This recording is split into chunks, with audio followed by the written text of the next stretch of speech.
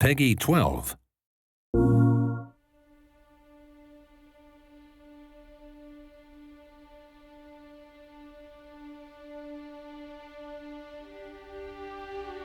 How would we react to sort of an animal that's so incredible?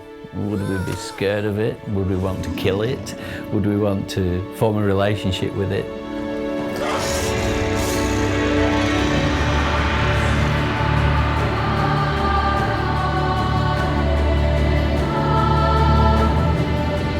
Today I was introduced to The Last Guardian for the first time.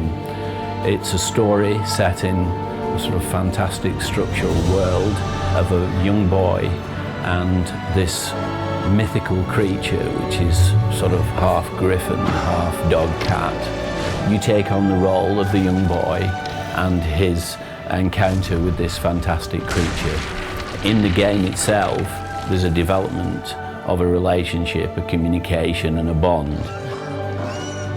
So taking a step back, we've got to ask ourselves, is that kind of relationship a real one? These kind of bonds happen in real life. People form relationships with their companion animals. Animals themselves form bonds. And sometimes when it's different species, they have to get to know each other, as we are with our animals that we keep. Part of the real demand for people and animals is to understand how to relate to each other, how to form a relationship, and how to communicate.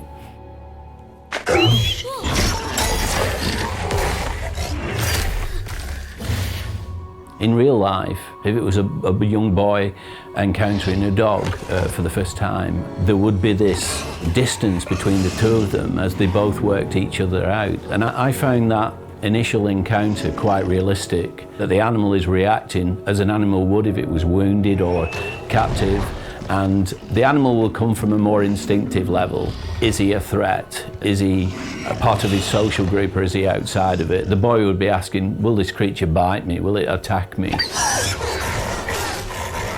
In order to calm an animal that's injured, what becomes important is the tone of voice and the calmness and the way that the communication is put into place. It's got to be slow, it's got to be gentle, it's got to be reassuring. If you think about horse whispering, where they will use a very gentle tone and at the same time breathe into the horse's nostrils, that's where it's picking up the fact that that person then becomes part of that herd.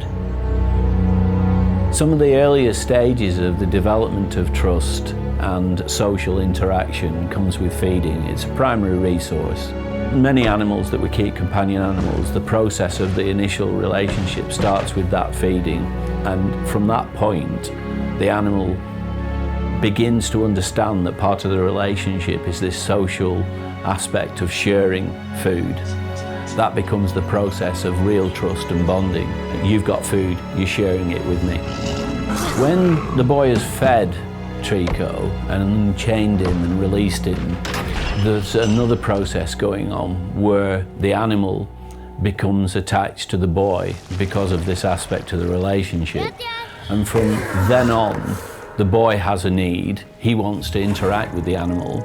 And that's close to us wanting to stroke a warm-blooded animal. That helps us get serotonin. It's part of a comfort blanket system, makes us feel good. So in this situation, the animal is trying to relate to the boy because he's been released, he's been given food. The boy wants to relate to the animal to gain its trust. There are a great many real examples of animals becoming very important. Dogs can become hearing dogs, they can become doing dogs. It's amazing now the importance of the relationship. And in fact, there's some anthropologists believe that we wouldn't have evolved if it wasn't for this fantastic relationship that we formed with animals. A lot of animal training comes from direction. People who train dolphins will often send away and getting the animal to move to particular signals and sounds. Trico, in that way, is looking to the boy, what do you want me to do? And the boy's saying, this is what I want you to do. People can train animals and direct particular behaviour by using objects. Interestingly enough, in dogs and cats, they can often become fixated with points of light and move towards that light. So in the game, where you could see the shield being reflective and could point to a direction. That's a process that can be learned by an animal.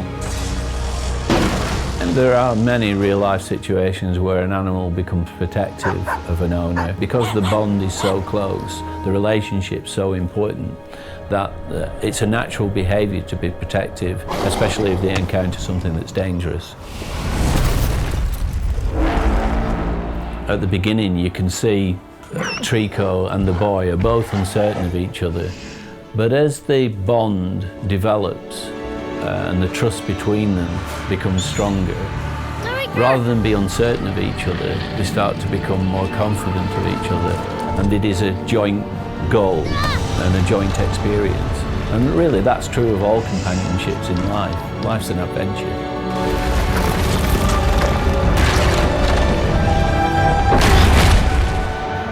So in real life, if we encountered a creature as fantastic as Trico, that could leap those great heights and could fire from its tail, who knows what could be possible.